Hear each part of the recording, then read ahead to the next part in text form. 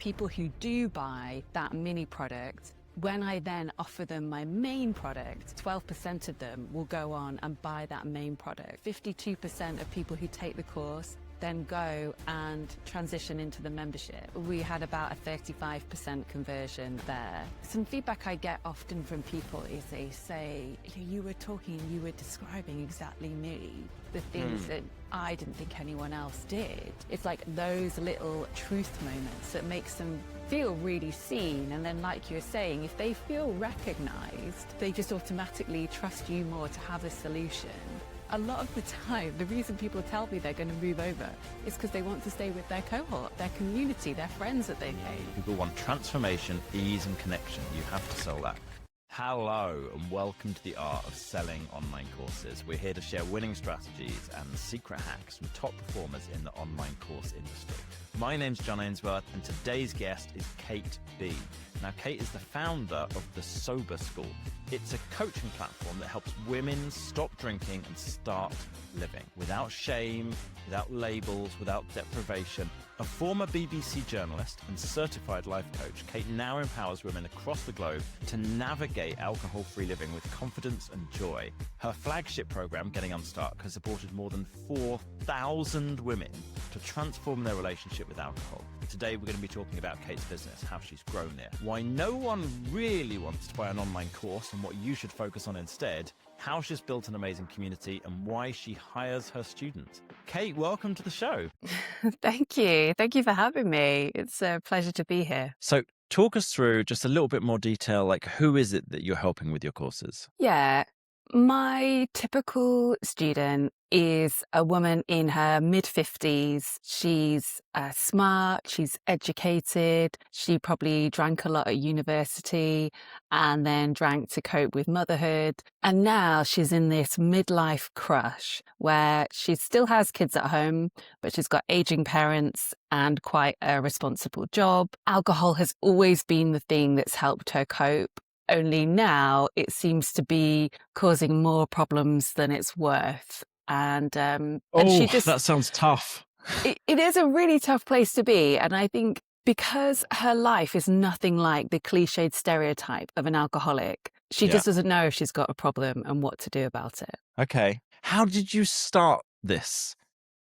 How come you started working with this audience and like running this? Yeah, well, the Sober School came about because of my own experience. I was always, I was going to say, too good at drinking alcohol. We were just...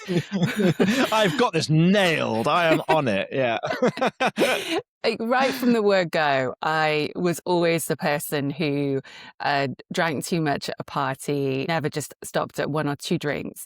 And then in my 20s, that moved from drinking socially to actually just drinking at home, drinking after work. And I'm feeling kind of quite confused about my relationship with alcohol. So I really struggled with what to do myself. And then eventually when I figured out, okay, I do need to stop drinking, but I can do it without AA meetings because they don't resonate for me. They're not my cup of tea. Yeah. After that, I felt like, well, God, if someone had just shown me or just told me that it was possible to stop drinking and for it not to dominate your whole life. I'm not walking around today telling people I'm a recovering alcoholic. It's just something I used to do. I used to drink, a bit like some people used to smoke, but they're not still defined by it. So yeah, no one's called a smokeaholic when they stop smoking, are they? That's interesting. Exactly. I mean, I actually use that example with my students all the time. People don't introduce themselves as recovering nicotine-holics. It's just what they did. So yeah, it was really my personal experience that got me thinking, I think there is a gap here. And as part of my journey, I used to write a blog, an anonymous blog called The Sober Journalist, which is just about my experience. It was one of those free WordPress blogs. And people did follow me. My brother's a journalist. Journalists also like to drink. Yeah, it's absolutely part of our culture. I really think it's part of the industry. Kind of work hard, play hard. You know, my first news editor would always sort of lament the days when you could drink and smoke in the office. I was like, oh, well, we don't do either now.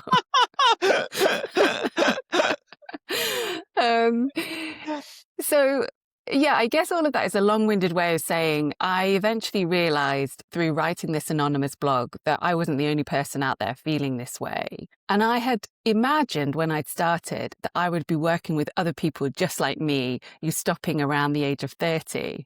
But maybe I'm just an old soul because I've always attracted a much older client. They've always been 50-ish. Interesting. There's something, and this is not to do with sobriety, but in the online course space, a lot of the people that we work with and a lot of people who come on the podcast, their audience is in their 50s and 60s. Not all of them by any means, but a lot, like way more than half, I would say like 70%, maybe 80, something in that kind of region. People maybe even slightly older, like at the kind of retirement age. So then it's like maybe 50s, but definitely 60s. And it's a lot of people. This is different to yours, right? But a lot of people who they're reaching retirement and they want to start up a hobby. And so then they're paying for the online course to learn to play the banjo or the guitar or the piano or whatever. So lots of musical stuff, but then languages as well and tile making. We had someone on the other day who like teaches how to make mosaics. And it's like a lot of these people are all saying that same kind of age range. And I wonder, I don't know, right? It's just throwing this out there as an idea that maybe it's almost like that audience is more ready for buying online courses, and then the percentage of those who found you, or maybe there are more people at that age who are really getting around to thinking about giving up drinking. People in their 30s are like, no, Kate, I am totally fine with my with my drinking. I'm going to keep going. Thank you very much. Yeah. Have you ever figured it out? Have you ever like had any hints as to, besides being an old soul, as to like why that audience is the one who you work with? I think it could be two things. First of all, yes, I have, other business friends who seem to serve slightly older people. And I don't know what that is about. Maybe there's more appetite for learning, for taking courses in a slightly older demographic. But when it comes to drinking, when you look at the problematic drinking patterns, certainly in the UK, we know kind of Gen Z, people in their 20s, they are not drinking anywhere near the levels that I hear this. I'm my like, age used to. I'm so confused. I hear they're not drinking and they're not having sex, and I'm just like, guys, I What are at you least doing? half of that you should be doing. Yeah, What's happened? I don't know. Fascinating. I don't know. I mean, maybe it's knowing that everything they do seems to be get put online or something like that. Oh I my mean, God. you think of all Yeah. the mistakes we made that don't exist digitally, thank goodness. Um, so I think it's possibly that, yeah, people in their 20s, 30s aren't drinking so much. I'm 42. Women my age still are drinking a bit too much, but truly 50 plus, that is where the real drinking problems are. And you wouldn't know that if you watch the news, because when we talk about binge drinking, we're always shown videos of teenagers staggering around city centres, and it's not Yeah. that. It's middle class women at home who are binge drinkers. Who are just like, I'll just have another bottle of wine tonight or something like this. Yeah. Yeah. Okay. And what's for you, for the course business, what's the main driver of your audience? Is it, I know you've got a decent sized Instagram audience. Is it that, or is it ads, or where's been the main source for you? I think over the past few years, it's been Google Ads. Okay. Because you're capturing people then as they are literally looking for help, as they are typing something relevant into the search bar. So Google Ads have worked really well for me for about 3 or 4 years. This year, we're starting to see the cost per lead go up quite substantially. I've noticed the way that ads are displayed on Google search is changing. So I don't know if that will be the future for me. But yeah, organically, I'd say I still get people through Google search and yes, Instagram as well, for sure. Oh, Google search just straight to your website, like through SEO? Yeah, yeah. Yeah. Do you know what your website traffic is? Like how many viewers you get a month? I don't actually. No. I, Okay. I Okay. should Fine. know All right. this. Sorry. I think in numbers mostly. Like most course creators I talk to, they're like, "Oh, I hated maths at school and I hate spreadsheets." And I'm quite creative, And my whole team, we're all like ex, mathematicians, engineers, scientists, what have you, all like just thinking numbers and spreadsheets from the beginning. But I totally understand. So, okay, so you've got people coming in through search traffic and through Google ads. What kind of terms are people searching for that are then leading them to you through either one of those? I think the number one term is how to quit drinking alcohol. But How then to there's quit drinking also alcohol. stuff like how to stop drinking, which is a different term. Um, Yeah. am I an alcoholic? Um, I also used to run ads if people search for AA meetings, but recently I've stopped that because I could see that wasn't converting as well. And I think that's a different type of person. Yeah. Yeah. So, Okay. yeah, that specific So someone search searches for phrase that, is popular. and then where do you point them? What's the next step? So, at the moment, all the Google ad traffic goes towards a landing page which advertises a wine o'clock survival guide. This has been Okay. my lead magnet for forever. And the wine o'clock survival guide is about trying to give them a quick win for tonight, like how to stop I drinking like that. tonight. That's clever. Yeah. Yeah, because I can't. Otherwise, it's very hard for me to create a win for somebody. Um, and it has 5 strategies in, and a bit of bump about me and some other stuff. So yeah, on for ads, that's always been the lead magnet that's worked the best. I do have another lead magnet that works well on Instagram for a pep talk, but that seems to go down better with people who already know me.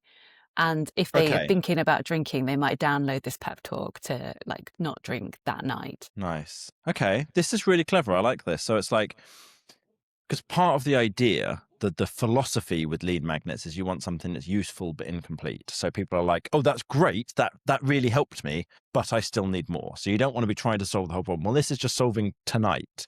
And then you can then help them with your main program with like, okay, what about tomorrow? What about this week, the month, this year? How do you kind of try and make this more of a habit, an identity, a way that you change your entire lifestyle? That really makes a lot of sense. Do you happen to know what conversion rate you get on that page? Like how many people opt in? Or should I stop asking you numbers and not be mean? It really varies. I should also say that I've run Facebook ads, Hmm. and we had about a 35% conversion on the wine o'clock page there. Okay. But for Google, it's actually a lot lower. It was 20% for a while, and more recently, it's crept down to nearer 15, like Oh, 14%. right. Yeah, Yeah, much lower. Okay. which is a problem. But it's always been lower with Google Ads, and I don't know whether part of that is because I only work with women, and maybe some guys land on the page and then they see some of the branding, some of the style, and think, Yeah. oh. Whereas with Facebook, you can exclude men right out the gate. So potentially that's it. That does make sense, doesn't it? Yeah, that you might still be catching the guys and you're still paying for them, but then you need something in the ad saying bracket not for men or something. We have Men it. don't click here.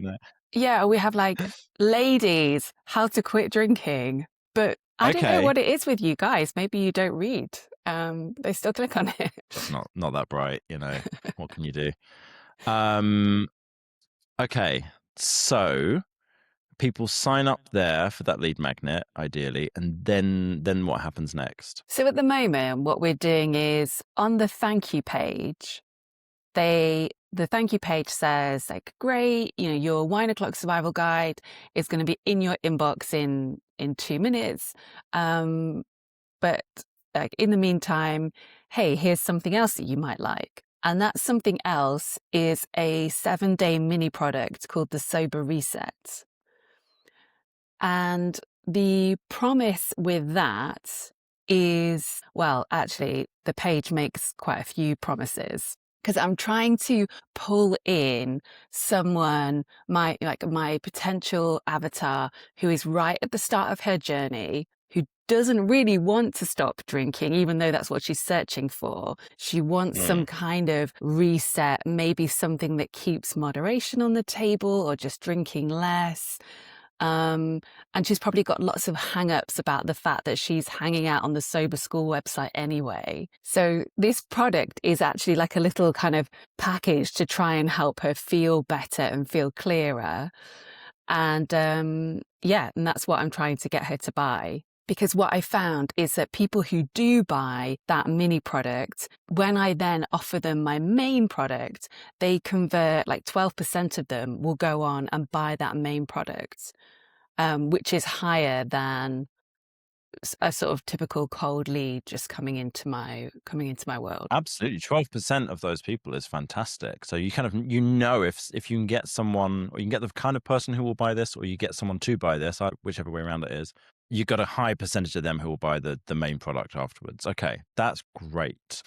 So what kind of return on ad spend are you getting on this at the moment? Yeah, well, my goal is I would love to have enough sales from the Sober Reset to pay for the ad costs. Because Yep. otherwise, what I'm finding is I go into a launch and I'm already like in debt to my ads on quite a big level, and then it feels to me as if there's quite a lot of pressure on the launch. So yeah, I thought, God, wouldn't it be just amazing if the ads could pay for themselves and warm these people up nicely?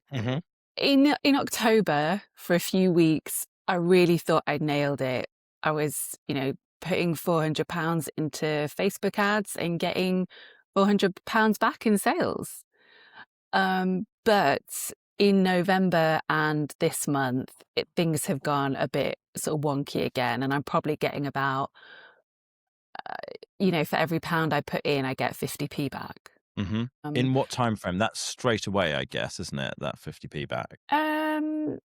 I just measure each week what I've spent and how many sales I've got. But actually, there is a kind of 14-day window. So you're right. Someone who opts in, they will get a series of emails about it, even if they don't take action straight away. So I guess sometimes the return on investment is a bit delayed. You're never quite sure, when did that person join the list and when did they buy? Or I'm not tracking that. Perhaps I should do. Do you have anything else that you're selling them during that period? I don't think you have any order bumps, do you? Do you have any upsells, or do you have any other offers during that 14 days? No. The only other thing they'll get during that period is perhaps some blog content from me, sort of nurture content. Because then when I do get towards a launch for my main product, I will actually either turn the ads off or reduce the email sequence that's pushing them towards that mini product. Because once we get into a main launch, I want them to be focused on that. Yeah. Okay. So there's no upsell if they buy the $47 product or anything else? No. So in a okay. perfect world, here is what would happen. They'd buy the mini product, and then at the end of the mini product, they get into this place where they think, gosh, I love Kate. I love the Sober School. I'm now completely ready to take her main course. Let me go and join that right away. And so if I was in a position where I could run that main course more on an evergreen basis, or perhaps a monthly basis, I think that would be really slick. Okay. But I'm just not. Okay. How much does the main course cost? So that's £497. When it's discounted, or full? Is that full price? I don't give them a discount. Because you're doing it as like a launch, it's like it's only available at this time, right? Okay, cool. Got it.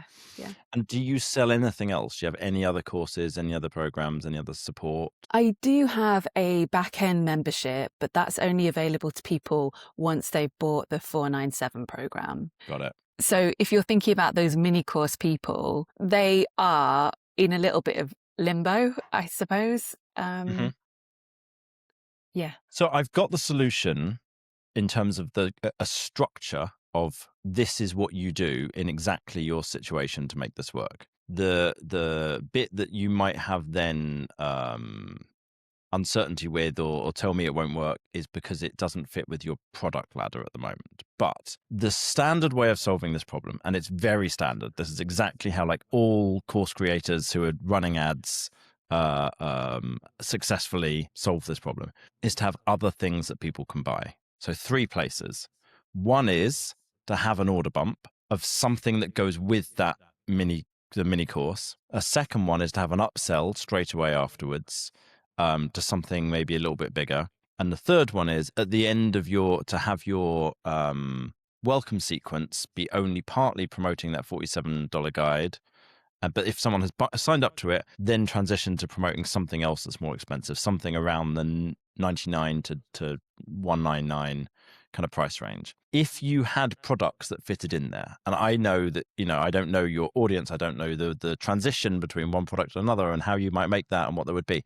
But just from a pure business marketing point of view, if you had those and you had something that fitted, that converted, you would basically solve your problem and you'd be able to like break even with your ads and the whole thing would work. And if the ads run really well, like they did in September, then you would be making 2x on your ad spend. And if they run less well, you'd be making about 1x still. Then when you do your launch, it would sort it out. Just putting aside, in case you've got any like reservations straight away about products, does that make sense from a kind of marketing point of view, business point of view? Yeah, from a kind of paper exercise, yeah, that does make sense. And actually, that is what I've seen other people doing. There needs to be a slightly bigger offer and a little bit closer to that first action. Yeah, it makes good sense. So I'll give you kind of the conversion percentages that we tend to see, like, so you get an idea of how come this works. The order bump would typically, you're selling a £47 course, would typically have something else at about the £37, £27, £47, something in that kind of region, similar-ish price to that main product. And that would typically convert if you get a really good fit of the right kind of product that fits with what you're offering and you get the right text and all of those things, right? Somewhere between 30 and 60% of people would get it. So that would straight away add on, let's say it was 50% it converted at. That gives you, and it was at $37, that gives you about an extra 40% revenue on top of what you're already getting. Right? We're trying to double it to get you, to go from a 0.5x ROAS to go to a 1x ROAS, like to get all your money back. So we want to double it. Well, that's added 40%. Then the upsell is typically something that would be about the £99 mark, maybe £149, maybe £79, but something in that kind of ballpark when it's got a discount, that you felt was worth it at that price point and that was really helpful for people and that they wanted, there was a good product market fit and all of those kind of things. Like that would need figuring out. And that might convert at something between 10 and 25%.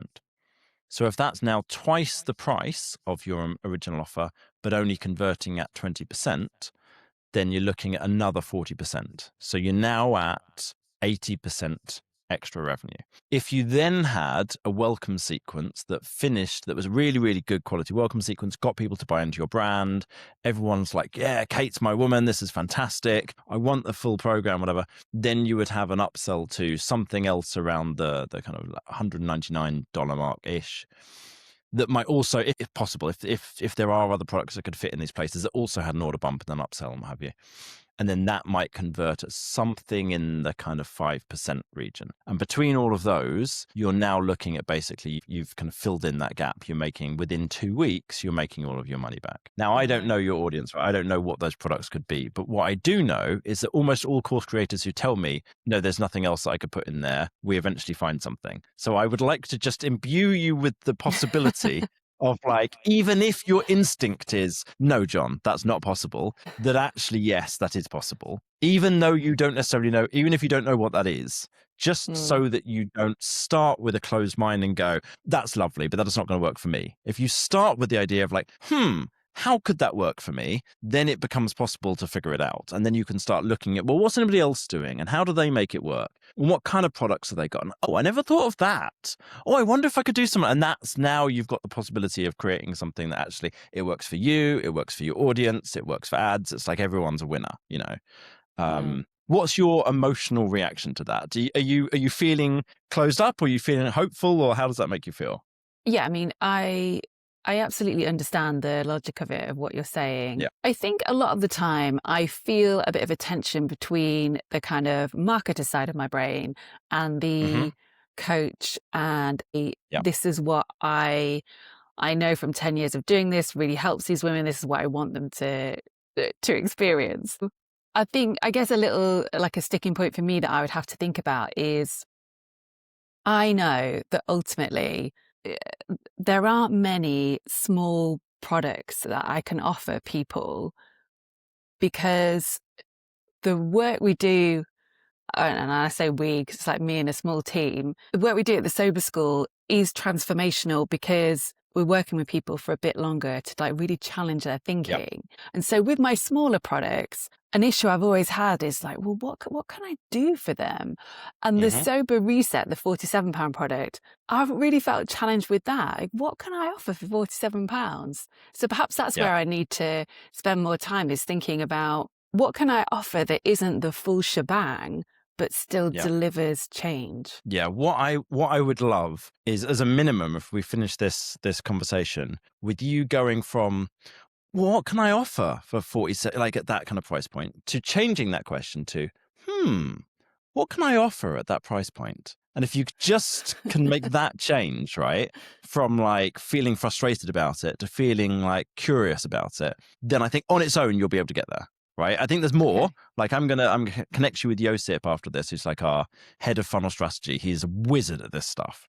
And he's helping people with this all the time. And he'll like help you over email. He'll kind of give you some tips and record you a Oh, video thank about you. it.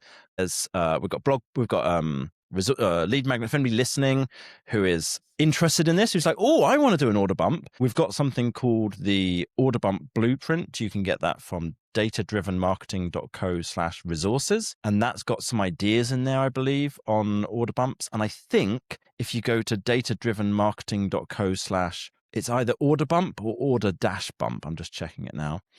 One. No, it's neither of those. I don't know what it is. I'll see if I can figure that one out. Then I think we've got another resource specifically about that. We've got one around upsells as well, which is at datadrivenmarketing.co/upsell. And that's a sales page template, not how to come up with ideas for the product. And we've got some podcast episodes about these as well. I'm going to find those. But like this is doable.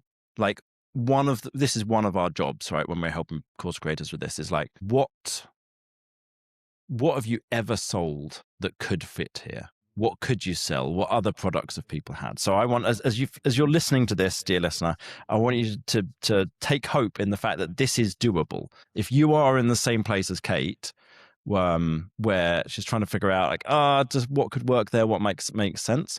It's like this is always doable. You know, we've always managed to do it with people. It's just a case of figuring it out for you.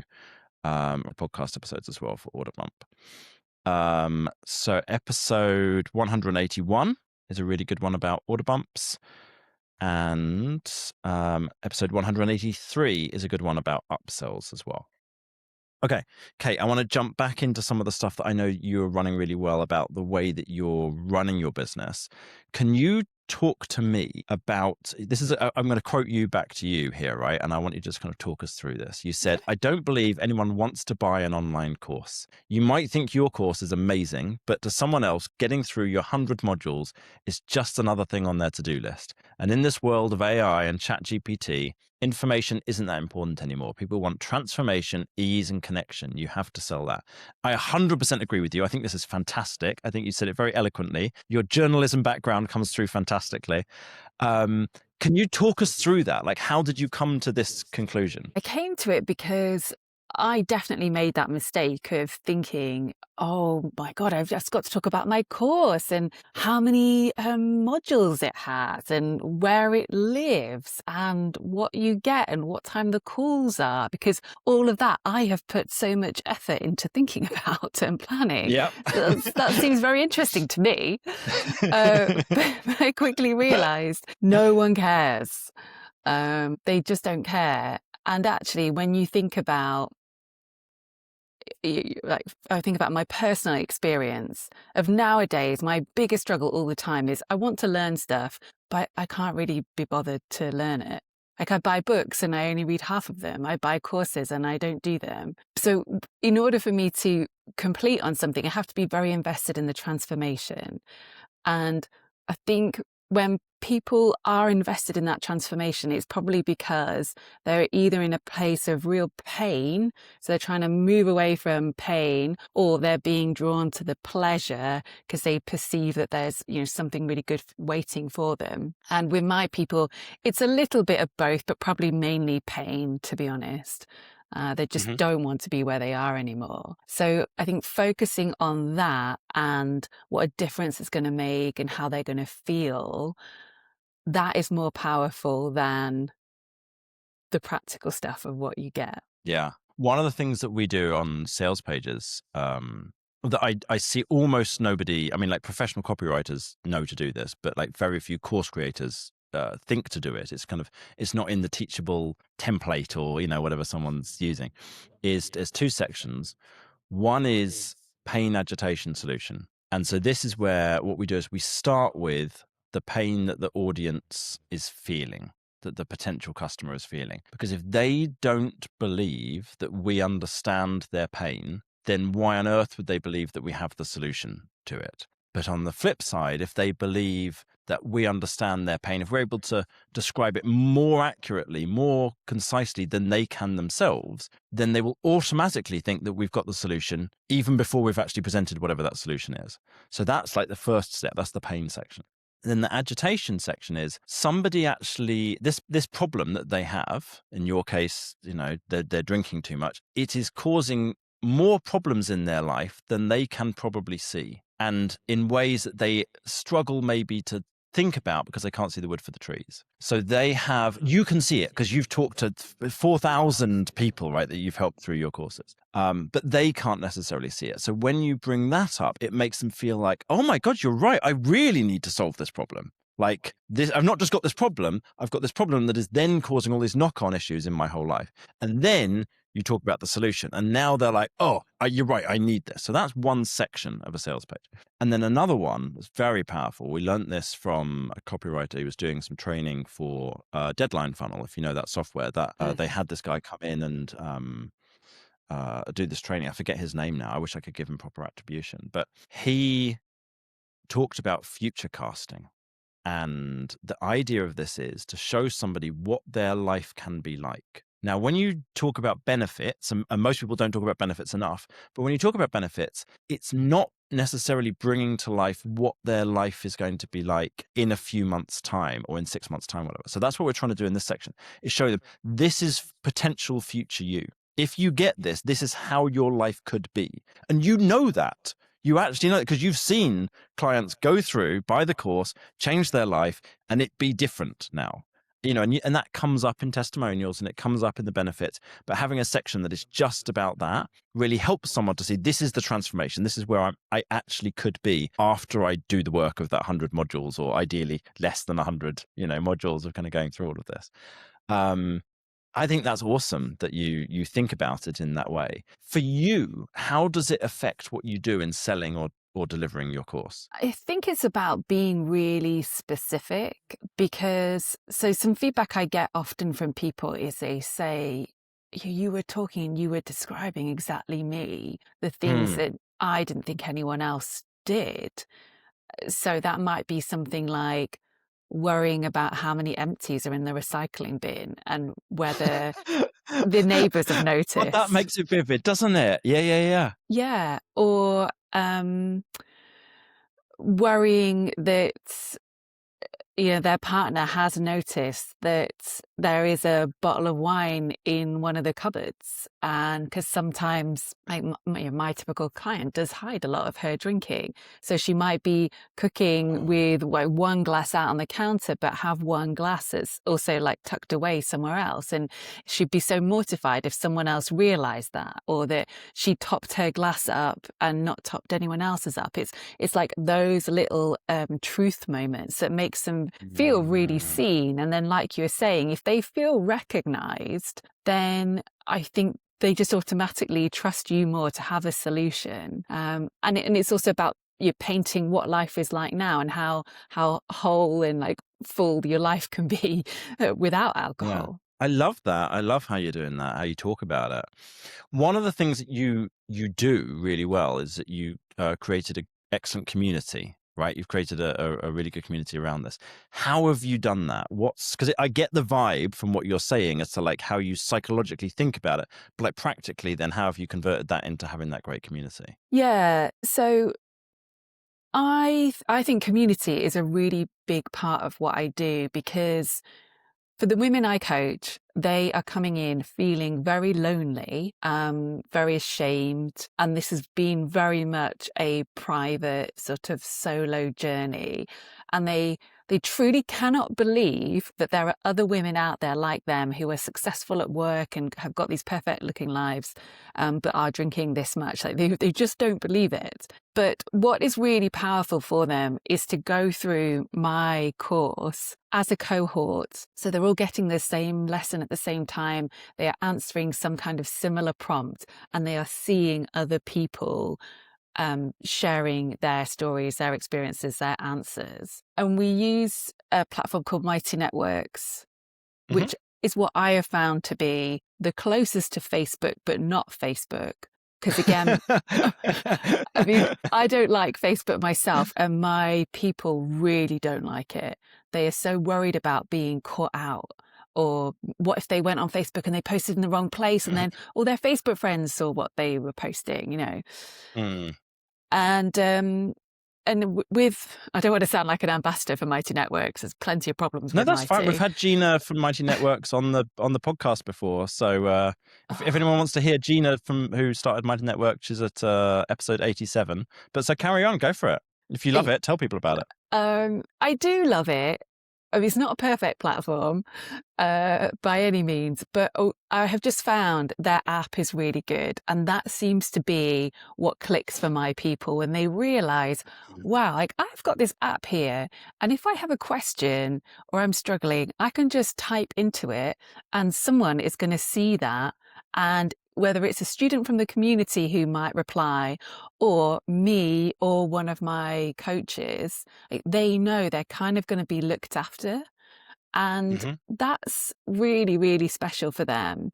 And to just kind of get that support at their fingertips. So I think I feel like I've spent quite a lot of money on having moderators, having coaches, kind of looking after a community and making sure it's somewhere that people can post anything, but it's still positive and inspiring. That just takes a lot of human input. I don't think you can outsource that to AI, but it's worth it because that's what people comment on. And you've got like a continuation, like a program afterwards?